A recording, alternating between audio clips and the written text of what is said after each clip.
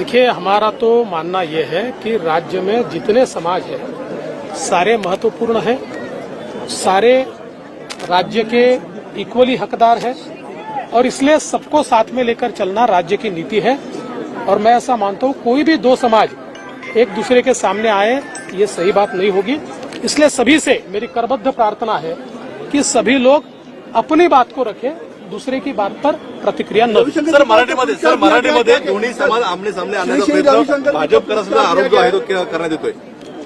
असं आहे की खरं म्हणजे महाराष्ट्रातले सगळे समाज हे महत्वाचे आहेत आणि महाराष्ट्राच्या वाटचालीमध्ये ते सगळे भागीदार आहेत।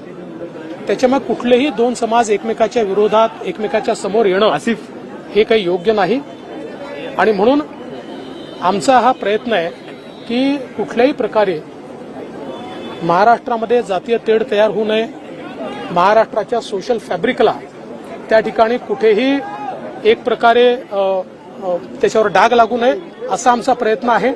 आणि माझी सगळ्या समाजाच्या नेत्यांना हात जोडून विनंती आहे, आपलं म्हणणं पूर्ण ताकदीने ठेवा पण दुसऱ्यांवर टिप्पणी करणं सर्वांनी टाळा। प्रकाश आंबेडकरांनी संविधान बदलण्याचा जे आहे तो भाजपचा प्रयत्न आहे, वारंवार अशी टीका होताना पाहायला मिळते।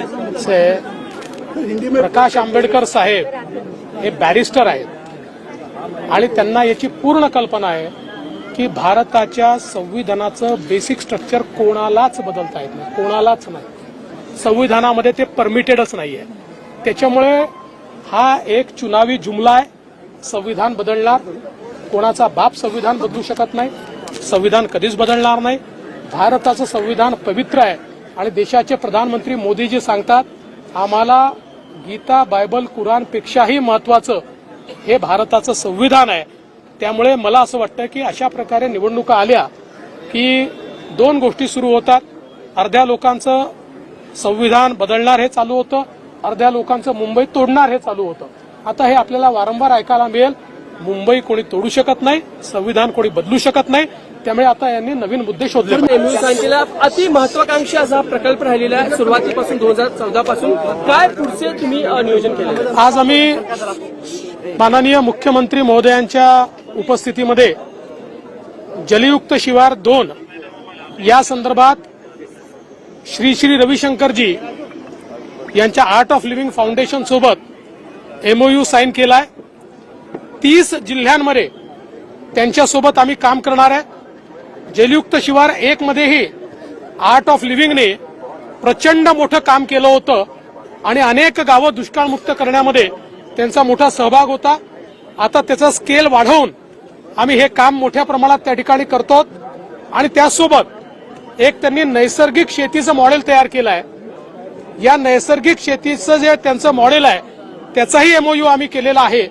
महाराष्ट्र सरकारचा जो शेती विभाग आहे तो त्यांच्यासोबत गावागावांमध्ये नैसर्गिक शेतीच्या संदर्भात लोकांना ट्रेनिंग देईल, इनपुट्स देईल आणि आमची शेती विषमुक्त झाली पाहिजे, ती नैसर्गिक झाली पाहिजे अशा प्रकारचा प्रयत्न हा त्यांच्या मदतीने आम्ही करणार आहोत। सर, त्याचबरोबर की हा ती महत्वाकांक्षी प्रकल्प आहे, आधी खूप आलोचनाही करण्यात आली होती, मात्र यशस्वीरित्या तुम्ही हा प्रकल्प जो पार पाडलेला आहे, पुढचे काय? निश्चितपणे जलयुक्त शिवार 1 याचं सगळ्यात मोठं यश काय आहे तर केंद्र सरकारने 2020 साली त्याच्या आधीच्या 3 वर्षाचा अहवाल हा सादर केला की कुठल्या राज्यामध्ये पाणी पातळीची काय परिस्थिती आहे आणि त्यात केवळ महाराष्ट्र एक असं राज्य होतं की ज्याची पाणी पातळी वाढली होती, बाकी सगळ्या राज्यांची कमी झाली होती, कारण आपण जलयुक्त शिवार सारखा कार्यक्रम हातात घेतला होता। आता हा कार्यक्रम अजून वेगानं आपण पुढे घेतो आहोत। जी गावं उरली ती तर करतोच आहोत, पण आधी ज्या ठिकाणी काम केलंय तिथे अजून ऍडिशनल काम आपल्याला काय करता येईल अशा प्रकारचं त्याचं डिझाईन तयार केलंय आणि यातला सगळ्यात आत्मा जो आहे तो लोकसहभाग हा याचा आत्मा आहे। सर, ज्या पद्धतीने तुम्ही जोडून घेतलं होतं आणि त्याच्यामुळे किती फायदा तुम्हाला होईल? नाही, निश्चितपणे मोठ्या प्रमाणात फायदा आहे।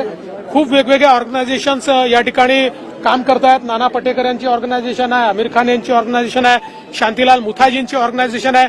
म्हणजे मी खरं म्हणजे नावं अनेक घेऊ शकेल, मकरंद अनासपुरे आहेत। इतके वेगवेगळे लोक यामध्ये काम करतायत आणि त्या सगळ्यांमुळेच खरं म्हणजे मी असं म्हणेन की आपल्याला या ठिकाणी लोकसहभाग मिळतोय। सर दुष्काळ सीट शेयरिंग को लेकर फाइनलाइज कुछ हुआ है क्या महायुति के अंदर? देखिए, सीट शेयरिंग को लेकर कुछ भी फाइनलाइज हुआ नहीं है। मैंने इतना ही कहा है कि साधारणतः जो लोग जो सीटें लड़े थे तो इनिशियल बातचीत करते समय उनकी सीटें उनके पास रहेगी, फिर उसमें कुछ बदलाव करना है, किसी को किसी की सीट देना है तो उसके ऊपर हम बातचीत करेंगे।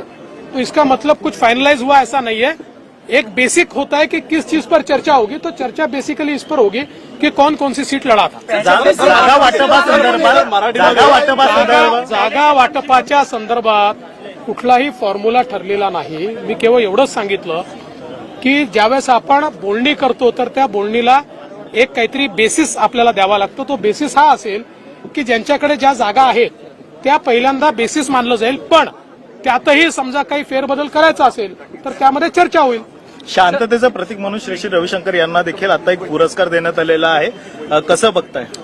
नाही, मला असं वाटतं की वर्ल्ड पीस करता, जागतिक शांततेकरता ज्या प्रकारे श्री रविशंकरजींनी काम केलेलं आहे आणि विशेषतः त्यांचं दिल्लीतलं संमेलन असो की न्यूयॉर्कमधलं संमेलन असो, या प्रत्येक ठिकाणी जगातल्या सगळ्या फेथचे लोक एकत्रित आले आणि त्यांनी प्रण केला की आम्ही शांततेचा विचार करू।